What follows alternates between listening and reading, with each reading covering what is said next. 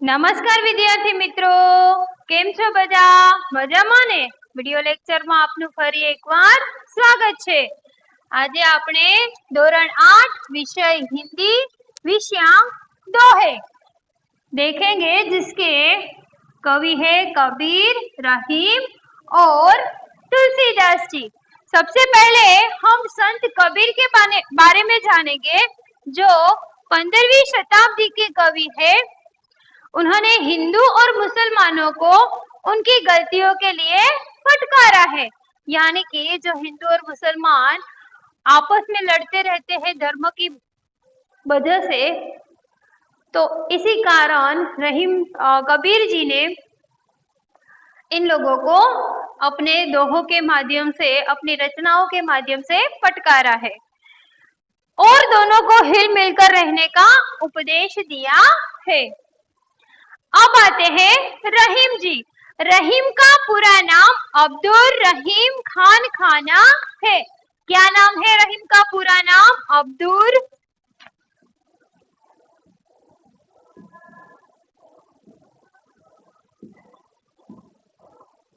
अब्दुल रहीम खान खाना, ये उनका पूरा नाम है। वे बड़े उदार और अनुभवी थे। हिंदी में उन्होंने बोधप्रद दोहे लिखे हैं। अब आते हैं संत तुलसीदास जी। संत तुलसीदास 16वीं शताब्दी के प्रसिद्ध राम भक्त कवि है। उन्होंने रामचरितमानस नामक प्रसिद्ध ग्रंथ लिखा है। प्रस्तुत दोहों में कबीर, रहीम और तुलसीदास जी ने बहुत सारी जीवन उपयोगी बातें हमें बताई है। प्रस्तुत दोहों में दान प्रियता, संतोष, समानता, अच्छी संगति की महत्ता, विनम्रता, परिश्रम, प्रेम आदि जीवन मूल्यों को निर्देशित किया गया है। अब हम सबसे पहले कबीर के दोहे देखेंगे। साईं इतना दीजिए जामे कुटुंब समाए, मैं भी भूखा ना रहूं, साधु न भूखा जाए। इसमें इस दोहे में कबीर जी कहते हैं, साईं यानी ईश्वर, हे ईश्वर, तुम मुझे इतना देना जिसमें मैं अपने कुटुंब का भरण पोषण कर सकूं, मेरा परिवार जो है वह अच्छी तरह से पेट की भूख मिटा सके और मैं भी भूखा ना रहूं और मेरे घर आए हुए अतिथि या साधु संत जो है वह भी भूखा ना जाए। यानी कि वह ईश्वर से यह प्रार्थना करते हैं। कबीर जी कहते हैं कि हे ईश्वर, मुझे आप इतना देना जितना मेरे कुटुंब का, जिसमें मेरे कुटुंब का भरण पोषण हो सके, मैं भी भूखा ना रहूं और मेरे घर आए हुए साधु संत या अतिथि या फकीर वह भी भूखा ना जाए, उसके भी पेट की आग जो है मैं संतोष सकूं, यानी तृप्त कर सकूं। मुझे इसके अलावा और कुछ ज्यादा नहीं चाहिए। बिना विचारे जो करे सो पाछो पछताए, काम बिगाड़े आपनो जग में होत हसाई। इस दोहे में कबीर जी कहते हैं कि जो व्यक्ति, जो इंसान बिना सोचे समझे काम करता है, उस इंसान को पीछे से पछताना ही पड़ता है, क्योंकि सोचे समझे बिना कार्य करने से उनका कार्य जो है वह बिगड़ जाता है और कार्य बिगड़ने के कारण उसकी हांसी होती है जगत में, लोग उस पर हंसते हैं। यानी कहने का मतलब यह है कि यदि हमें कोई भी कार्य करना है तो सबसे पहले हमें क्या करना है, उसके बारे में 10 बार सोचना है और फिर हमें वह कार्य जो है करना है। कबीरा खड़ा बाजार में मांगे सबकी खैर, ना काहू से दोस्ती ना काहू से बैर।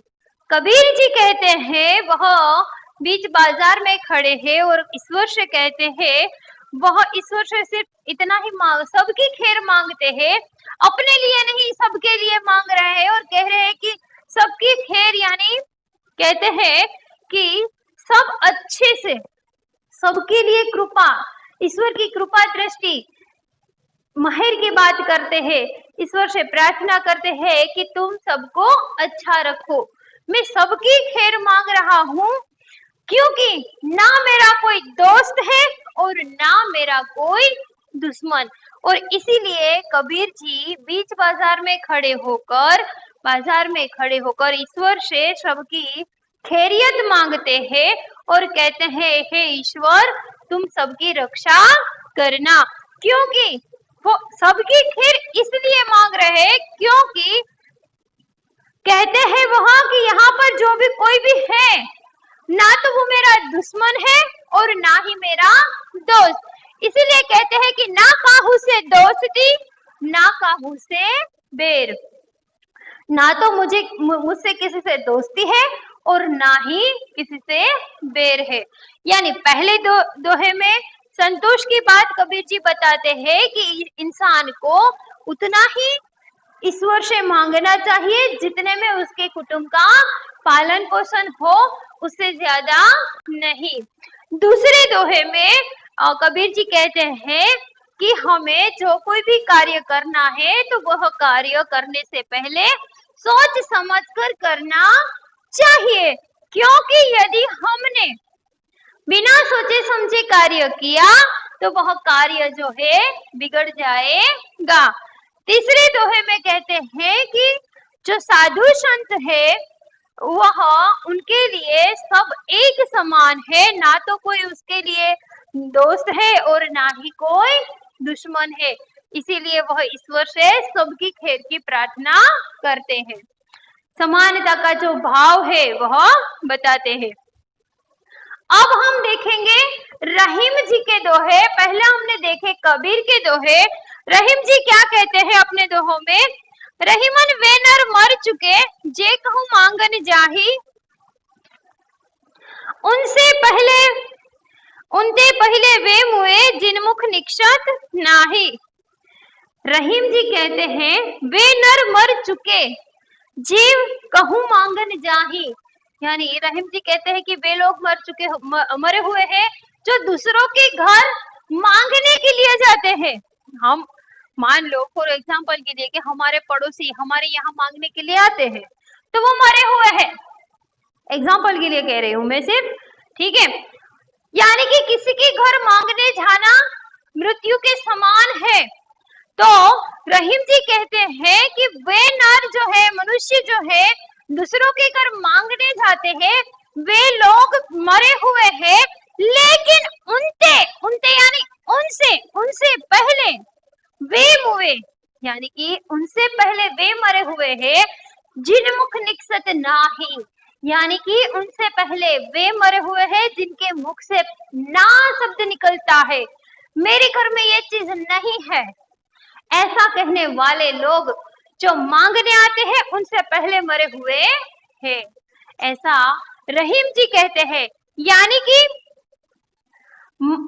रहीम जी कहते हैं इस दोहे में कि जो इंसान दूसरों के घर मांगने जाता है वो तो मरा हुआ है ही, लेकिन जिनके घर वो मांगने गया है वह चीज होते हुए भी मना कर रहा है, ना ही कह रहा है, ना कर रहा है, वह उनसे मांगने आने वाले से पहले वह मरा हुआ है। यानी हमारे घर में थोड़ी चीज हो तो भी हमारा फर्ज है, हमारा कर्तव्य है कि जो हमारे घर के आंगन में, जो हमारे घर के द्वार पर मांगने के लिए आया है उसे हम आधे में से आधा करके भी दे, यानी थोड़े में से थोड़ा दे। उसे चीज होती है तो हमें देना चाहिए, मना करना नहीं चाहिए। जो रहीम उत्तम प्रकृति का करी सकत कुसंग, चंदन विष व्यापत नहीं लिपटे रहत भुजंग। रहीम जी कहते हैं कि जो इंसान उत्तम प्रकृति यानी स्वभाव, यहाँ पर प्रकृति का अर्थ क्या होगा? प्रकृति यानी स्वभाव, ठीक है। फिर भुजंग यानी सांप, क्या होते हैं? सांप। रहीम जी कहते हैं कि जो मनुष्य उत्तम प्रकृति का यानी उत्तम स्वभाव वाला इंसान है, यदि वह उसकी संगति यानी संगत यानी साथ कुसंग वालों से हो जाए तो कुसंग ऐसे उत्तम प्रकृति वाले स्वभाव वाले इंसान का कुछ भी बिगाड़ नहीं सकता। कहने का मतलब ये है कि उत्तम प्रकृति वाला यानी कि उत्तम स्वभाव वाला व्यक्ति यदि बुरी संगति में फंस जाए, कुसंग में फंस जाए, तो ये जो उत्तम स्वभाव वाला व्यक्ति है उनका कहते हैं कि बुरी संगति वाला इंसान, बुरा इंसान उनका कुछ भी बिगाड़ नहीं सकता। उसका उदाहरण देते हुए वह कहते हैं कि चंदन विष व्यापत नहीं लिपटे रहत भुजंग। चंदन जो है हम जानते हैं कि शीतलता प्रदान करता है, ठंडक जो है वह प्रदान करता है। हमें सिर पर लगाते हैं तो हमारा दिमाग जो है वह ठंडा रहता है, शीतलता का अनुभव होता है। लेकिन आपको पता है कि चंदन के पेड़ पर भुजंग यानी विशाल जहरीले सांप जो है वह लिपटे रहते हैं, लेकिन फिर भी चंदन अपनी शीतलता नहीं छोड़ता, ना ही वह सांप के जहर को अपनाता है। कहने का मतलब ये हुआ कि जो कहते हैं कि उत्तम स्वभाव वाला व्यक्ति होता है, यदि वह कुसंग वाले व्यक्ति के साथ रहे तो भी उस पर कोई असर होता नहीं है। उसका उत्तम उदाहरण है चंदन का पेड़, जिस पर सैकड़ों सांप लिपटे रहते हुए भी उन पर उनके जहर का कोई असर नहीं होता। बड़े बड़ाई ना करे, बड़े न बोले बोल, रहीमन हीरा कब कहे लाख टका मेरो मोल। रहीम जी कहते हैं कि बड़े बड़ाई ना करे, यानी बड़े लोग जो है वह कभी बड़ी बड़ी बातें नहीं करते और ना ही बड़े बड़े बोल बोलते हैं। मान लो कि संसार में कोई ऐसा व्यक्ति है जो अच्छे कार्य करता है, लेकिन समाज के सामने वो बोलता नहीं है कि मैंने तो ये कार्य किया है, मैंने वो कार्य किया है, बड़े बड़े बोल नहीं बोलता। मान लो कि कोई कार्य यदि उसे करना भी है तो एक हाथ से करेगा तो दूसरे हाथ को भी पता नहीं चलेगा। यानी कहने का तात्पर्य ये है कि जो सही में बड़े लोग हैं, जो सही में अच्छे कार्य करना चाहते हैं, वो लोग बड़े बड़े बोल बोलकर अपनी महानता दूसरों को दिखाएंगे नहीं, वो चुपचाप कार्य करते रहेंगे। और इसीलिए यहाँ पर कवि रहीम जी हमें हीरे का उदाहरण देते हुए कहते हैं कि हीरा कब कहे लाख टका मेरो मोल। हीरा कब बताता है कि मेरी कीमत लाखों रुपए की है? नहीं, लेकिन जैसे ही हीरा जो है जौहरी के हाथ में जाता है तो अपने आप जौहरी बोल देता है कि इसकी कीमत कितनी है। यानी जो सही मायने में लोगों की सेवा भावना करता है, लोगों की मदद करता है, उसे बोलने की या दिखाने की जरूरत नहीं है, उसके कार्य ही बोलेंगे कि ये कार्य है उसने किया है। बड़ी बड़ी बातें करने की उसे जरूरत बिल्कुल नहीं पड़ेगी। यानी हीरा कभी बताता नहीं है कि मेरी कीमत लाखों की है, जौहरी के हाथ में जाते ही उसका मूल्य अपने आप पता चल जाता है। उसी प्रकार लोग यदि अच्छे कार्य करेंगे तो उसका कार्य बोलेगा कि ये कार्य इस व्यक्ति ने किया है, उस व्यक्ति को बड़े बड़े बोल बोलने की जरूरत नहीं है। और इसलिए यहाँ पर कहते हैं कि बड़े बड़ाई नहीं करते, जो बड़े लोग होते हैं, सही मायने में बड़े लोग होते हैं, वह कभी बड़ी बड़ी बातें करते नहीं है। तुलसीदास जी कहते हैं, आवत ही हर्षे नहीं नैनन नहीं सने, तुलसी वहां न जाइए कंचन बरसे मेघ। तुलसीदास जी कहते हैं कि हम जिसके घर जाते हैं उस घर के लोगों के हृदय में ही, यानी हृदय में आनंद हर्षे नहीं, हर्षे यानी आनंद उल्लास ना हो, हर्ष ना हो, और उनकी आंखों में नैनन यानी लोचन, आंखों में हमें देखकर प्रेम ना हो, स्नेह ना हो, ऐसे लोगों के घर हमें कभी नहीं जाना चाहिए, चाहे वहां सोने की बारिश क्यों ना हो। ऐसे लोगों के यहाँ हमें जाना नहीं है। किनके घर हमें नहीं जाना है? जिनके घर हम जा रहे हैं उनके घर मानो उन लोगों के हृदय में हमारे जाने से उत्साह ना हो, आनंद ना हो, हर्ष ना हो, और उनकी आंखों में हमारे लिए स्नेह ना हो, प्रेम ना हो, तो वहां हमें ना जाना नहीं चाहिए, चाहे वहां सोने की बारिश क्यों ना हो, सोने के ढेर क्यों ना पड़े हो, लाखों रुपए पड़े क्यों ना हो, पर हमें वहां पर नहीं जाना चाहिए, क्योंकि हमें अपना स्वाभिमान जो है उसे बचाना है। पैसों के आगे स्वाभिमान की, कहते हैं कि स्वाभिमान की कीमत होती है, पैसों की कीमत नहीं। यानी पैसों के आगे हमें स्वाभिमान को बेचना नहीं है। स्वाभिमान सबसे पहले होना चाहिए। हमें अपमानित होकर उसके घर जाने से तो अच्छा है कि हम उसके घर जाए ही नहीं। इसीलिए यहाँ पर तुलसीदास जी कहते हैं कि हमें उन लोगों के घर नहीं जाना है जो हमें देखकर खुश ना हो, जिनकी आंखों में स्नेह ना हो, चाहे वो करोड़पति ही क्यों ना हो, पर हमें उसके घर नहीं जाना है।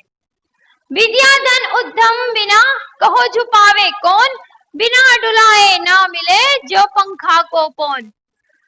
तुलसीदास जी कहते हैं कि विद्या धन जो है, विद्या रूपी जो धन है, उद्यम यानी परिश्रम, मेहनत के बिना नहीं मिलता है।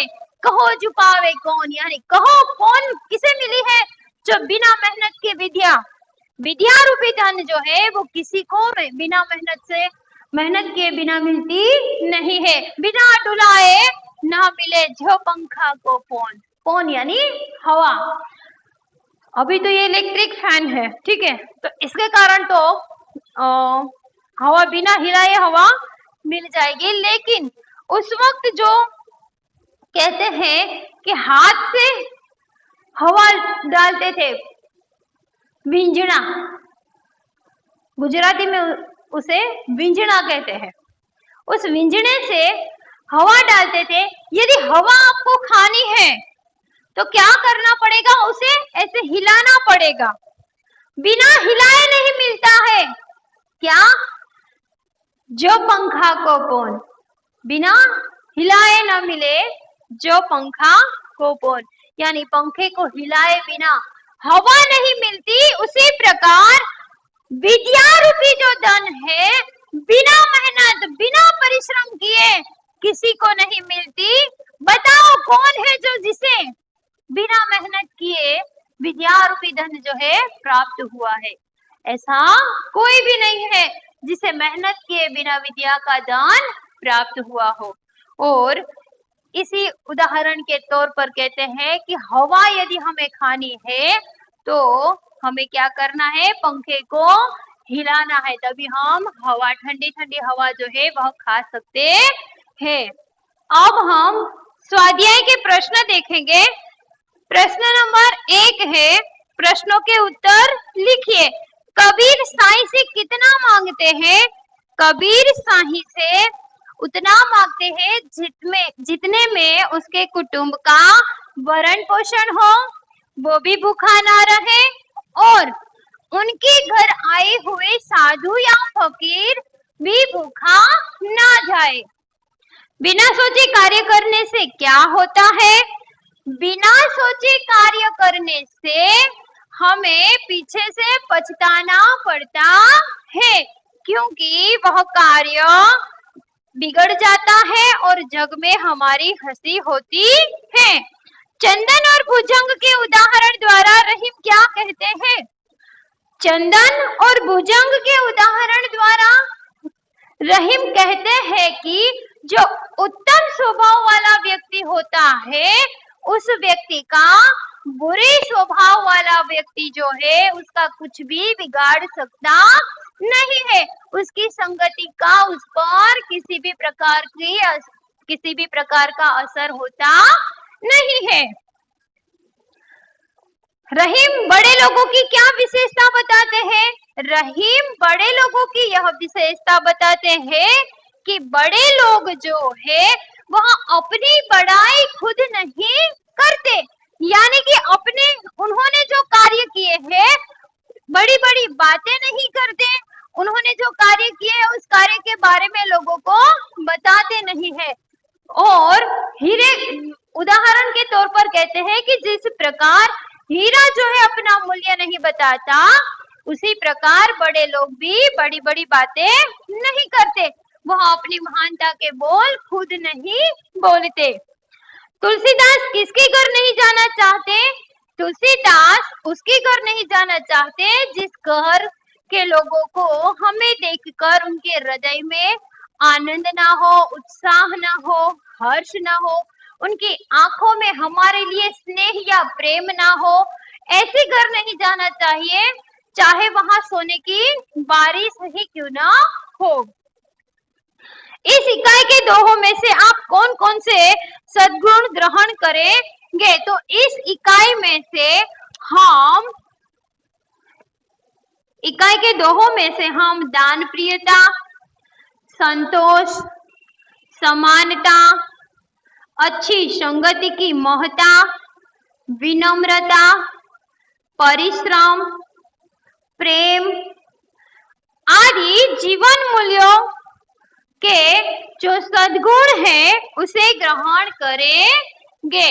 और अब हम होमवर्क में भी देखें तो स्वाध्याय जो मैंने अभी आपको स्वाध्याय के जो प्रश्न समझाए हैं वह प्रश्न आपको 2 बार लिखने हैं, यानी स्वाध्याय के प्रश्न 1 और 2 बार लिखने हैं। कितनी बार?